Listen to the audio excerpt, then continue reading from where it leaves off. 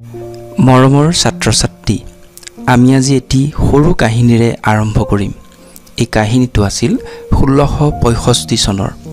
এজন বৈজ্ঞানিক আছিল, তেখেতৰ নাম ৰবাৰ্ট হুক। তেখেতে গছৰ বাকলি অৰ্থাৎ গছৰ ছাল তেখেতে প্ৰস্তুত কৰি লোৱা এটা প্ৰিমিটিভ মাইক্ৰস্কোপ অৰ্থাৎ সাধাৰণ অনুবীক্ষণ যন্ত্ৰৰ তলত পৰীক্ষা কৰিবলৈ চেষ্টা কৰিছিল। আৰু এই গছৰ বাকলি বা ছাল ছটা তেখেতে প্ৰস্তুত কৰি লোৱা তেখেতৰ সেই সাধাৰণ মাইক্ৰস্কোপটো দেখা পাইছা তোমালোকে। চাওঁতে কি দেখা পালে জানানে? ইটাৰ কোঠালি নিচিনা, ইটাবিলাক জাপি থলে যেনেকৈ ঘৰৰ ৱাল বনাওঁতে আমি কোঠালি দেখা পাওঁ, তেনেকুৱা কিছুমান ঘৰ কোঠালি দেখা পালে। আৰু সেইবিলাকক তেখেতে নামাকৰণ কৰিলে চেল, যাক আমি অসমীয়াত ক'ম কোষ। গতিকে সেই 1665 চনতে প্ৰথম আৱিষ্কাৰ হ'ল কোষৰ, আৰু এই কোষেই হৈছে জীৱদেহৰ গঠনৰ মৌলিক একক।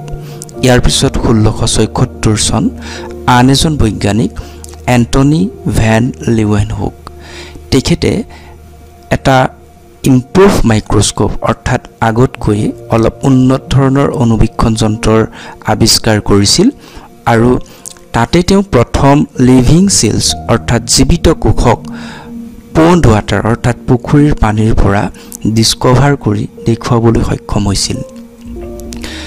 ৰবাৰ্ট হুকদেৱে যি কোষ দেখুৱাইছিল সেয়া আছিল গছৰ বাকলিৰ মৃত কোষ, অৰ্থাৎ সেইখিনি জীৱিত কোষ নাছিল, বাকলি আছে তাত থকা মৃত কোষ আছিল। আৰু প্ৰথম জীৱিত কোষ পণ্ড ৱাটাৰৰ পৰা প্ৰথম দেখুৱাইছিল 1674 চনত লিউৱেনহুকে।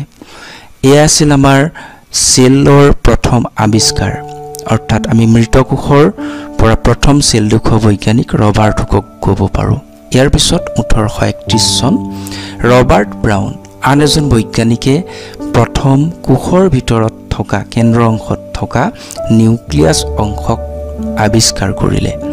আৰু এই নিউক্লিয়াছ অংশক ৰবাৰ্ট ব্ৰাউনদেৱে তেখেতে যেতিয়া পৰীক্ষা কৰিছিল, আমি কাষৰ চিত্ৰত আমি তোমালোকক দেখুওৱা এই চিত্ৰত দেখুওৱাৰ ধৰণে দেখিবলৈ পাইছিল।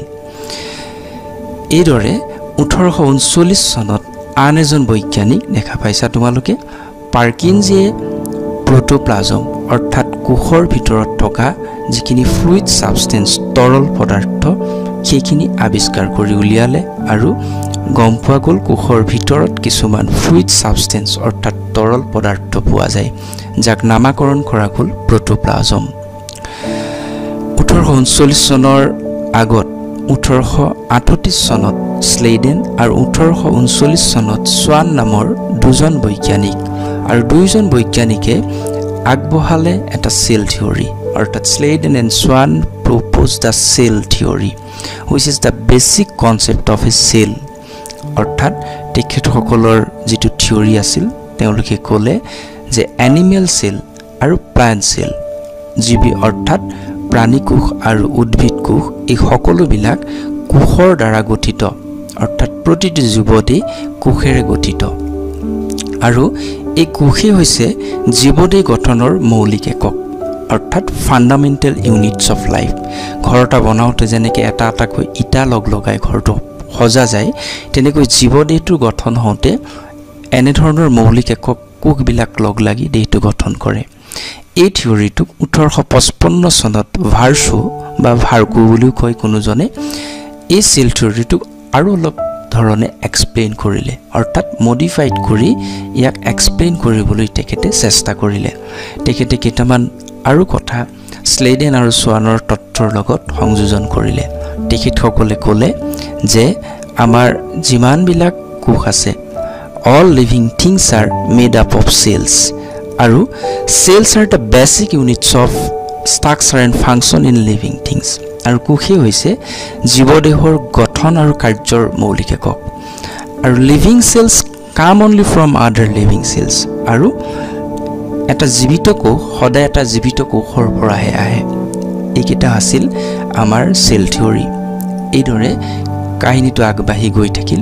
আৰু 1940 চনত যেতিয়া ইলেক্ট্ৰন মাইক্ৰস্কোপৰ আৱিষ্কাৰ হ'ল, আমি সকলোৱে জানো, তোমালোকক ইলেক্ট্ৰন মাইক্ৰস্কোপৰ কথা জনোৱা হৈছে। সৰল অনুবীক্ষণ যন্ত্ৰ, যৌগিক অনুবীক্ষণ যন্ত্ৰ আৰু ইলেক্ট্ৰন অনুবীক্ষণ যন্ত্ৰ। আগতে দেখা পোৱা সৰু সৰু কোষবিলাকক ইলেক্ট্ৰন মাইক্ৰস্কোপত ভালদৰে দেখা পোৱা গ'ল। বিভিন্ন অংশবিলাক তাৰ পিছত চিনাকি হ'বলৈ সক্ষম হোৱা গ'ল, যিবিলাক কোষৰ ভিতৰত থাকিব সেল অৰ্গেনেলিজবিলাকৰ বিষয়ে জানিব পৰা গ'ল। আৰু এটা প্লান্ট সেলে হওক বা এটা এনিমেল সেলে হওক, তাত কেনেধৰণৰ কি পাৰ্থক্য থাকিব পিছৰ পৰ্যায়ত ক্ৰমান্বয়ে সকলোখিনি কথাৰ এই অনুবীক্ষণ যন্ত্ৰৰ তলতে দেখা পোৱা গ'ল। ধন্যবাদ।